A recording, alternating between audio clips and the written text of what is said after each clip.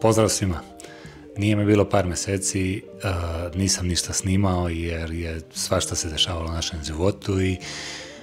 sad se nekako malo namestilo da imam više vremena. Velika stvar, preselili smo se iz Finske u Sloveniju početkom avgusta i to je generalno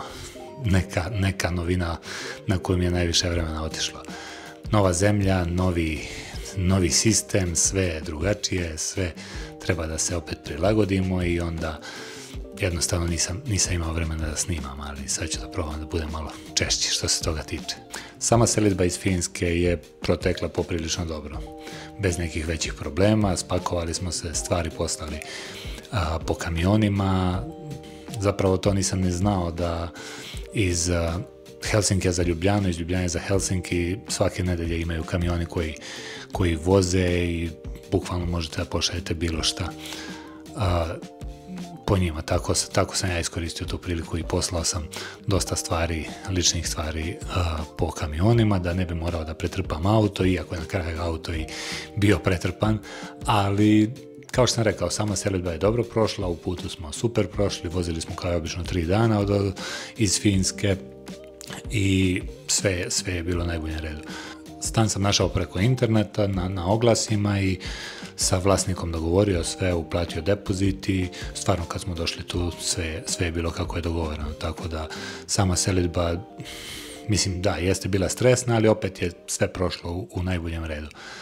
Tako da što se toga tiče, stvarno sam i zadovoljan i sve je ispalo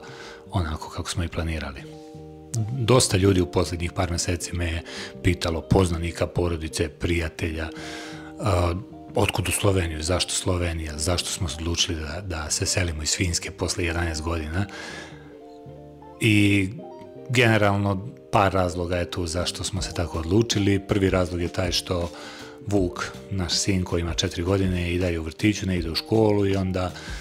nekako je selidba lakša sada kad još nije u školi, nema drugara, nema hobija, nema, jednostavno sve je mnogo lakše sada. Tako da smo se odlučili na taj korak iz razloga što smo želeli da budemo bliže porodici u Srbiji, prijateljima i nekako da Finska je uređena i jako dobra i sve super, ali je jako daleka. I za tih 11 godina koliko sam ja proveo u Finskoj, Željka malo manje, 9, dosta toga smo propustili, nekako, pogotovo od kad smo dobili Vuka, nekako želimo da više vremena provodimo i sa porodicom, da ga oni viđaju i moja mama i Željkini roditelji i generalno da budemo bliže, da možemo za jedan dan vožnje da stignemo u Srbiju i da se vidimo sa porodicama. Pored toga što je lokacija Slovenije jako dobra i sve je blizu i more i planina i dalje smo u Evropskoj uniji, jedan od razloga zašto smo htjeli da se selimo jeste i vreme. Mislim da posle 11 godina u Finskoj i 11 zima koje traju 6 meseci, poželjeli smo da neku malo blažu zimu koja baš nije tako duga i nekako leta da budu toplija i duža. Slovenija je isto za nas i bila dobar izbor zato što jezik generalno nije jako težak i mislim da uz trud može brzo da se savlada i to smo isto uzimali u obzir kada smo razmišljali o selidbi. Također, mislim da ono što je možda bilo čak i od nekog, ne mogu reći presudnog značaja, ali sigurno važnija činjenica je bila ta što smo želeli da Vuk odrasta u nekoj državi koja je po mentalitetu sličnija nama iz Srbije, znači opet neki slovenski narod i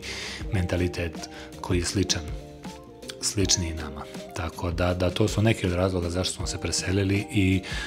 tu smo sada već 4 meseca i vidjet ćemo kako stvari stoje. Prvi utisci Slovenije su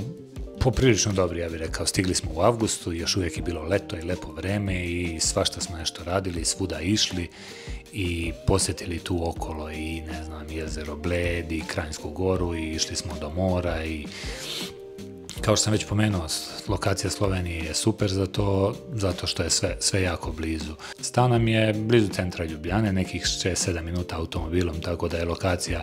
stana super i neki prvi utisci su meni jako pozitivni, mogao bih reći, što se tiče vremena, što se tiče ljudi, kako su ljubazni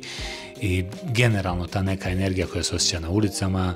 Ljubljana se meni sviđa jer niti je puno velika, niti je mala, mislim da ima sve što je potrebno i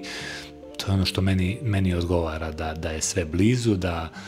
nekako ne moraš da odvojiš ceo dan da nešto završiš, nego da si bukvalno 10-15 minuta automobilom svuda, tako da to mi je isto jedna od prednosti. Grad kao grad je super, stvarno, svašta ima da se vidi i mislim da mi nismo istražili još ni 20% grada, ali polako, imamo vremena za to. To su neke od pozitivnih stvari sa kojima sam se susreo ovih zadnjih par meseci. Od negativnih stvari stvarno ne mogu da kažem nešto previše, osim što normalno kad se seliš u neku novu državu, onda moraš sve nove papire da vadiš, moraš da posećuješ razne institucije i to je nešto što mi ne pada baš lako i generalno u poređenju sa Finskom mislim da je ovdje to sve malo sporije, da je ta birokratija sporija, uvek treba da se neki obrazac popuni, uvek treba da se negde ode, uvek treba još jedan telefonski poziv, ali opet, kažem, mi smo bili negde spremni na to zato što kad menjaš državu moraš da promeniš ceo sistem i moraš sve te papire nanovo da vadiš i da se prijavljuješ i tako da evo sad posle 4 meseca Vuk će uskoro da krene u vrtić, trebalo bi sad početkom decembra da krene u vrtić i posle toga se nadam nekom, kažem, normalnom životu u tom smislu, rutine i sve ostalo. U poređenju sa Finskom ono što ja primećujem jeste da je saobraćaj dosta gušći, da se stvaraju gužve, da generalno ujutru kada ljudi idu na posao ili popodne kad se vraćaju je baš gužva i ok, mislim da nije kao u Beogradu, mislim da dosta manje ljudi sviraju na semaforima, ali se stvara gužva, da i to jeste razlika u odnosu na Finsku. Ono što sam također primetio jeste da je razlika u cenama poprilično velika u odnosu na Finsku, konkretno hrana je, mislim, dosta jeftinija ovdje i na neki način čini mi se kvalitetnija, plus što ovdje dosta ima nekih restorana i brzih hrana kao i u Srbiji koje, ne znam, imaju razne ćevabdžinice, pekare i restorani generalno sa nekom tom balkanskom kuhinjom, ako tako mogu reći, srpskom, hrvatskom, bosanskom i to je super jer je to meni isto nedostajalo i to negde kako smo dolazili jednom godišnje, mogao sam jednom godišnje da se kao na neki način opustim i uživam, a sad kad god želimo možemo ili da naručimo ili da odemo u restoran da jedemo hranu koja nam se jede, na koju smo generalno i navikli jer smo odrastali na toj hrani. Ali mislim da je hrana u Sloveniji jeftinija nego u Finskoj. Što se tiče stanova, mislim, Ljubljana je, što se tiče stanova, baš onako, generalno nema dovoljno stanova i stanovi su jako skupi. I to je mene iznenadilo jer, mislim, maltene su stanovi iste cene kao i u Helsinkiju, a plate nisu iste i onda meni nikako to ja ne mogu da razumem da ako su plate manje ovdje, kako stanovi mogu biti tako skupi, ali jesu, jako su skupi i generalno jako je teško naći stan, pogotovo ako ste u situaciji kao što sam ja, da sam tražio stan preko interneta i zvao ljude i onda kada zovem sa finskog broja dosta njih neće da mi se javi zato što ne znaju broj, ne vide da je samo iz inostranstva, što je isto razumljivo, ali eto, ja sam nekako uspeo da se dogovorim sa vlasnikom stana preko telefona i sve je bilo ispoštovano i sa moje i sa njegove strane onako kako smo se dogovorili, tako da to je isto jedno od pozitivnih iskustava za sada ovdje u Sloveniji. Što se tiče mog posla, tu se ništa nije promenilo, generalno ja svakako radim online i meni je totalno svejedno gdje ćemo biti. Tako da sa te strane stvarno nisam morao ništa da menjam, ništa da tražim novo, niti bilo šta,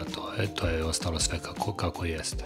Kao što sam rekao, pokušat ću da snimam sad malo češće, pa ako imate neka pitanja u vezi sa životom u Finskoj, pre svega, zato što sam tamo proveo 11 godina, ali nemam pojma, neka pitanja vezana za Sloveniju na koje ja mogu da odgovorim, pišite u komentare i to će možda biti jedna od tema nekog sljedećeg videa.